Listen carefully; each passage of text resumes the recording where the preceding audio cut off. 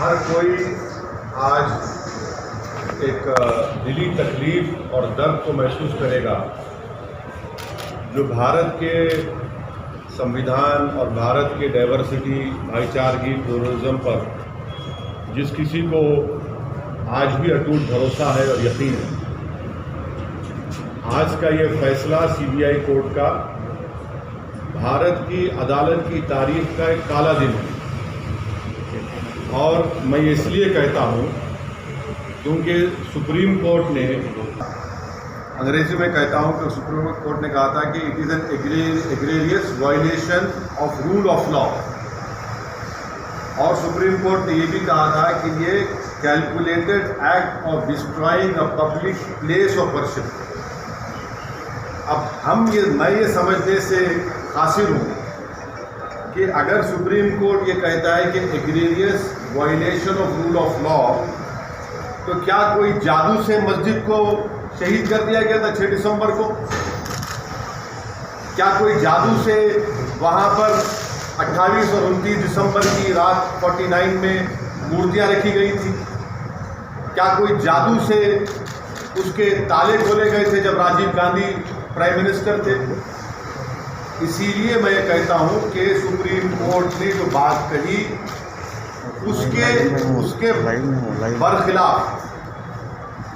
उसके बरखिलाफ आज ये जजमेंट आया है, और ये मैं कहने पर मजबूर हूँ कि violence pays for you politically. अगर आप वायलेंस करेंगे तो आपको मिल जाएगा, क्योंकि आप अंदाज़ा लगाइए कि अडवाणी की रथ यात्रा जहाँ कहीं भी भारत में गई वहाँ पर खूनरेज़ी हुई, मासूम लोगों, जायदादें जलाई गई, खानदान उजड़ गए, बर्बाद हुए। और आज ये फैसला आता है सीबीआई कोर्ट का जिसमें कहते हैं कि वो स्पॉन्टेनियस नहीं था।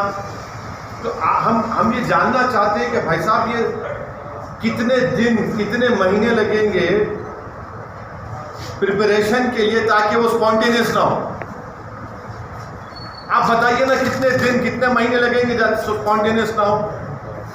क्या ये बात सच नहीं है कि उमा भारती ने कहा था कि एक धक्का और दो, बाबरी मस्जिद तोड़ दो? क्या दुनिया ने नहीं देखा कि जब बाबरी मस्जिद शहीद हो रही थी तो मिठाइयाँ बांटे जा रहे थे?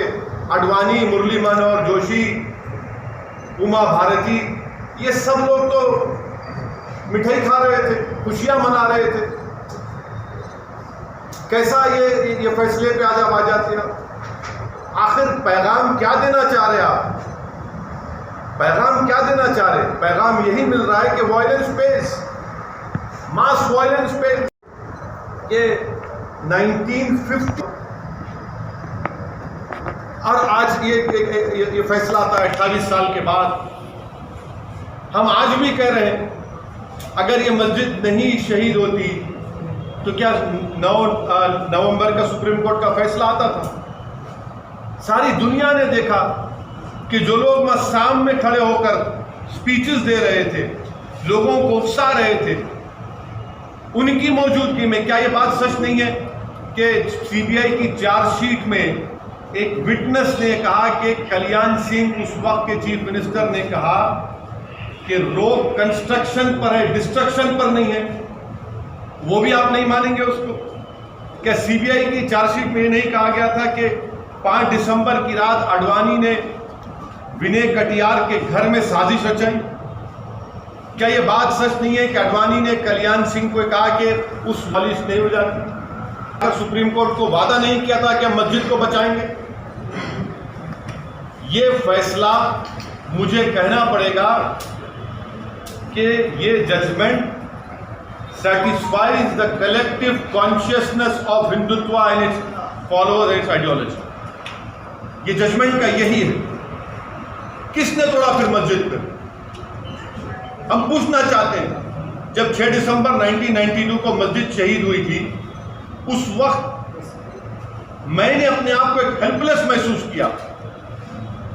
मैंने अपने आप को अपने लिए ह्यूमिलिएशन समझा कि मैं अपनी अब शर्म महसूस हुई कि मैं अपनी मस्जिद को बचा नहीं सक रहा हूं, और आज आप ऐसा फैसला देते हैं। तो फिर आखिर इतना सब जो इन्वेस्टिगेशन हुआ, कैसा क्या हुआ? एक और बात आपको समझने की जरूरत है कि आडवाणी को हाईएस्ट सिविलियन अवार्ड दिया गया बीजेपी गवर्नमेंट तरफ से, एक्यूज हैं। तभी हमने कहा था कि देखो, मैं प्रेस कॉन्फ्रेंस में कहा था कि आडवाणी को ये हाईएस्ट सिविलियन अवार्ड दिया जा रहा है। आज उसका नतीजा हम देख रहे हैं। उमा भारती, अच्छा आप एक और आदमी का नाम ले लीजिए, हिंदुस्तान टाइम्स में आया कि भगवान गोयल कोर्ट